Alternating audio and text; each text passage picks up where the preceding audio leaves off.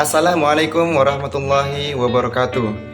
Perkenalkan, nama saya Muhammad Iqbal Hazafi, Program Studi Pendidikan Agama Islam Angkatan 2021. Di sini, saya akan membahas mengenai pengertian dan ruang lingkup isu-isu kontemporer pendidikan Islam. Untuk selebihnya, silahkan tonton video ini sampai selesai. Baca.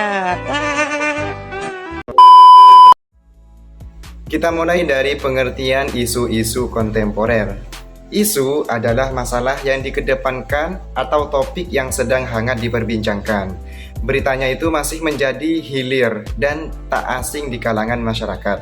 Kemudian, kontemporer sendiri adalah kekinian atau sesuatu yang terjadi pada masa sekarang.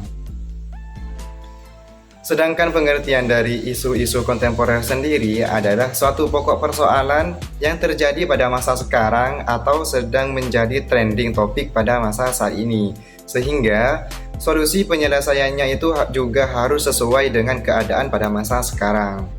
Kemudian, pendidikan Islam sendiri adalah proses pendidikan yang bersumber pada nilai-nilai agama Islam yang memiliki tujuan untuk menanamkan atau membentuk sikap hidup, mengembangkan kemampuan berilmu pengetahuan sejalan dengan nilai-nilai Islam yang melandasi untuk mengembangkan kehidupan anak didik ke arah kedewasaan atau kematangan yang menguntungkan dirinya yang dilakukan dengan langkah-langkah yang tepat.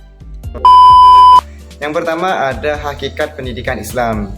Hakikat pendidikan Islam adalah proses membimbing dan mengarahkan pertumbuhan dan perkembangan anak didik agar menjadi manusia dewasa sesuai tujuan pendidikan Islam.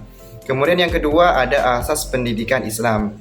Asas pendidikan Islam adalah asas perkembangan dan pertumbuhan dalam peri kehidupan yang seimbang antara kehidupan di dunia dan di akhirat.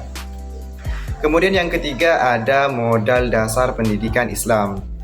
Kemampuan dasar atau fitrah untuk berkembang dari masing-masing pribadi manusia sebagai karunia Tuhan. Kemampuan dasar atau fitrah adalah pemberian Tuhan yang tidak bisa dirubah oleh siapapun, melainkan hanya bisa dikembangkan secara optimal melalui pendidikan.